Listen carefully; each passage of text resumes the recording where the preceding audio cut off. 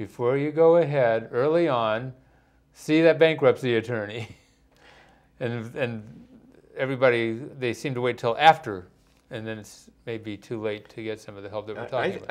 I think if someone finds themselves in a position where either their residence or investment real estate are well underwater, where the debt far exceeds the income, the debt far exceeds the value of the real estate, Yeah. it would be wise to consult a professional. Okay. How are obligations for real estate different from other debt when we're talking about this bankruptcy stuff? Well, and real estate's a big part of that stuff. Yeah. There was one of the more interesting crossovers right now of bankruptcy and real estate has to do with a situation in which, again, the value of the property is far less than what's owed on the property. Very often this is manifested in which you'll see a piece of property in which perhaps there are multiple deeds of trust on the property. Right. And let's say the property is worth $600,000. Maybe there's a first deed of trust for $600,000, but you might also have a junior deed of trust, a second for $200,000, and even a third behind that for maybe another $100,000. If an individual files Chapter 7, the real estate goes into the bankruptcy and back out of the bankruptcy with the loans intact. If you have a first and a second and a third, then if you're going to keep that real estate on the other side of bankruptcy, you'll still have a first and a second and a third if you file Chapter 7. Mm-hmm. But one of the interesting differences between Chapter 13 and Chapter 7 is that in Chapter 13, if there is a junior deed of trust that is wholly unsecured, in other words, there is no equity at all in the real estate to cover that deed of trust, then in a Chapter 13 bankruptcy, you may be able to remove that deed of trust. We call that lien stripping. It is also possible to lien strip in Chapter 11, although again that's a far more expensive proceeding. But many individuals are seeing if they can qualify for Chapter 13 as an opportunity to rid themselves of junior deeds of trust in the right circumstances. So that's actually a pretty big deal, because there's an awful lot of people that I've talked to, well, and it seemed like, especially standard procedure, almost like a first home or whatever, that they would have these, whatever they call them, like 80-20 loan arrangements. So the bulk of it, of course, would be in a first deed of trust, but then they would have some sort of an equity line or something else on top that made, what would otherwise be the down payment for the property. Well, if the first and second in that example are used for the purchase of the property, then once again, you may very well have a situation where there is no equity to cover that second. Yeah. And even though in that situation a purchase money second would not have recourse against the borrower, nonetheless, in order to get the debt to resemble the value, stripping that second may be of tremendous benefit. Mm-hmm. There was a great deal of talk about utilizing the bankruptcy code to reduce debt on homes to the value of the home. Mm-hmm. There was this notion of cram down.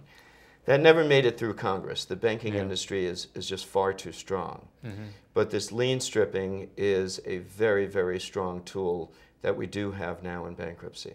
Okay. Do you have a choice whether to keep real estate when you file for bankruptcy? Yes.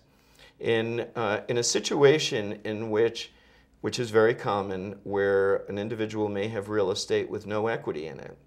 I have many individuals with numerous pieces of real estate with no equity.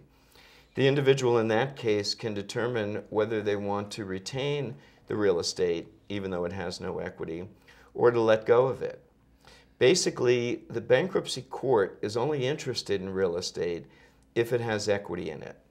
So this would not apply if an individual had investment property with a great deal of equity. Mm-hmm. The bankruptcy court would be interested in selling that real estate to realize the equity to pay creditors. Uh-huh. But these days, it seems to be a rare occurrence that I see real estate with equity. Okay. Something to do with the clientele that's showing up, I guess. Okay. What's happening with loan modifications? There's a lot of buzz about this, as a bankruptcy attorney that's seeing people that are trying to process these, what are you seeing out there? Loan modifications are an absolute nightmare. And frankly, I think they're a disgrace. They're a disgrace in the state, they're a disgrace nationally. And I say they're a disgrace because the spirit of loan modification, I thought, was after seeing the great banks of this country bailed out, that it was time for the banks to help individuals. Give back a little bit. And that's simply not happening. And I frankly wonder how sincere the banks are in really wanting to do loan modifications as opposed to just proceeding with foreclosure. It's a very tough situation that I think requires governmental intervention.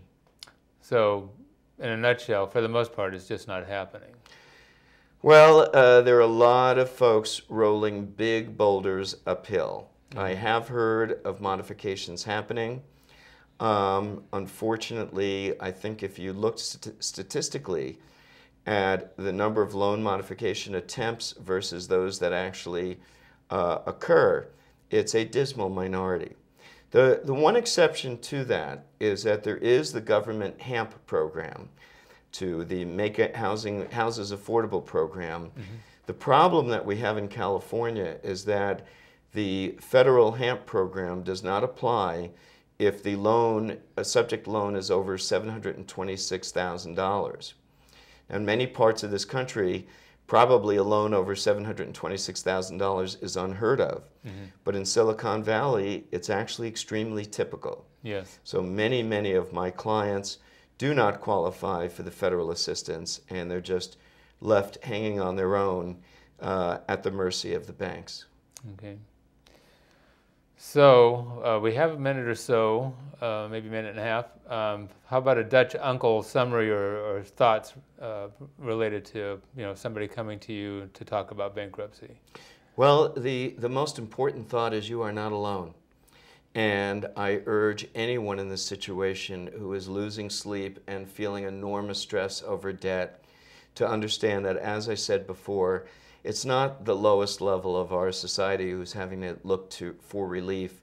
It's the highest quality, the most stand-up people you could want to meet who are needing relief. And I urge people to be humble, go seek some advice, and you may be surprised that there may in fact be a solution out there for you that is far less dire, far less painful than what you may anticipate. Because as we all know, very often our anticipation is far worse than the reality that we deal with. That's great. Thanks so much, Mike. Thank you for being my guest today. My pleasure, Mike. And sharing some of your vast knowledge on this subject with us.